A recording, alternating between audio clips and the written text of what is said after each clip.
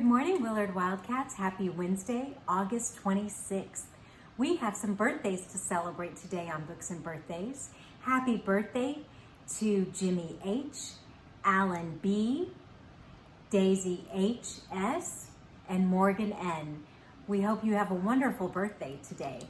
And today we're going to read one of my favorite books. It's a book that I read time and time again because I think it's funny. And it's called The True Story of the Three Little Pigs. Have you read this one before? Have you read any version of The Three Little Pigs? It's important as we read books to make connections between other books and to think about what we've read before. There's a big word for that called intertextuality, where we think about book to book and how they remind us of one another and what's similar and what's different.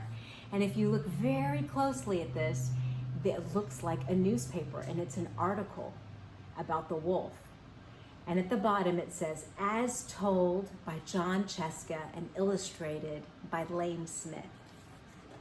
So let's begin. The true story of the Three Little Pigs.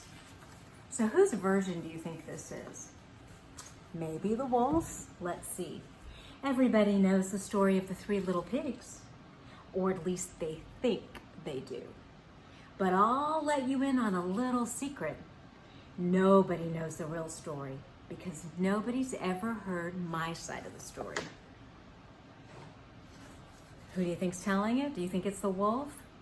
This sounds to me like this is about perspective and being an IB student as we think about things from many perspectives, don't we? But I'm the wolf, Alexander T. Wolf. You can call me Al. I don't know how this whole big bad wolf thing got started, but it's all wrong. What are you thinking so far? Is this matching up with the version you know, with the story that you've read before? Maybe it's because of our diet. Hey, it's not my fault wolves eat cute little animals like bunnies and sheep and pigs. That's just the way we are. If cheeseburgers were cute, folks would probably think you were big and bad too.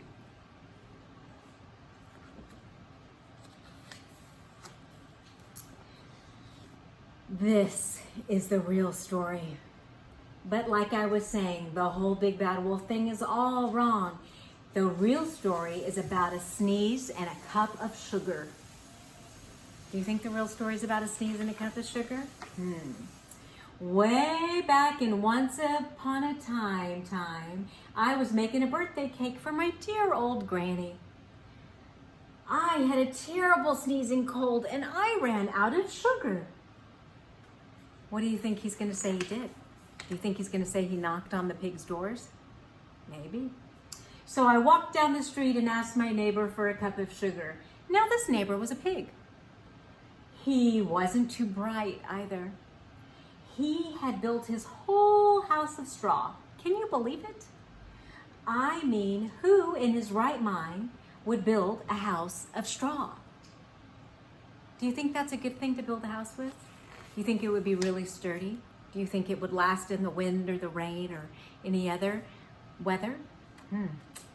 So of course, the minute I knocked on the door, it fell right in. I didn't want to just walk into someone else's house, so I called, little pig, are you in?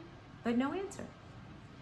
I was just about to go home without a cup of sugar for my dear old granny's birthday cake. That's when my nose started to itch. I felt a sneeze coming on. Well, I huffed and I snuffed and I sneezed a great sneeze. Achoo. Have you ever made a really big sneeze like that? Had a really big sneeze? My dog just sneezed. And you know what? The whole darn straw house fell down, and right in the middle of the pile of straw was the first little pig, dead as a doornail. He had been home the whole time. It seemed like a shame to leave a perfectly good ham dinner lying there in the straw, so I ate it up. Think of it as a big cheeseburger, just lying there. Now, all people don't eat cheeseburgers, right? But many people do. So the wolf is trying to appeal to us and get us to be caring for the wolf, right? So I'm wondering what you're thinking about all of this. I was feeling a little better, but I still didn't have my cup of sugar. So I went to the next door neighbor's house. This neighbor was the first little pig's brother. He was a little smarter, but not much. He had built his house of sticks. You think this is going to work out? I rang the doorbell to the stick house. Nobody answered. I called, Mr. Pig, are you in? He yelled back, go away, wolf, you can't come in. I'm shaving the hairs on my chinny chin chin. Do the stories kind of line up a little bit, but they're different according to the wolf? Seems that way to me. I had just grabbed the doorknob when I felt another sneeze coming on. I huffed and I snuffed and I tried to cover my mouth, but I sneezed a great sneeze. Achoo!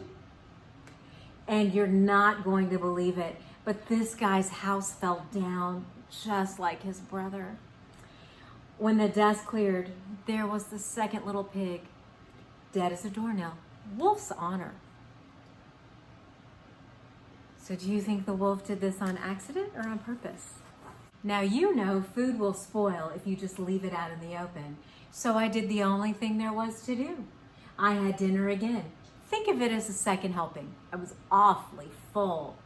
But my cold was feeling a little better. And I still didn't have that cup of sugar for my dear old granny's cake. So I went to the next house. This guy was the first and second little pig's brother. He must have been the brains of the family because he had built his house out of bricks. I knocked on the brick house, no answer. I called, Mr. Pig, are you in? And you know what that rude little porker answered? Get out of here, wolf. Don't bother me again. Do you think the wolf felt sad about that? Why do you think the wolf might have said that? Why do you think the pig said that? Talk about impolite. He probably had a whole sack full of sugar and wouldn't give me even a cup for my dear, sweet old granny's birthday cake. What a pig. I was just about to go home and maybe make a nice birthday card instead of cake when I felt my cold coming on. I huffed and I snuffed and I sneezed once again. Then the third little pig yelled, and your old granny can sit on a pin.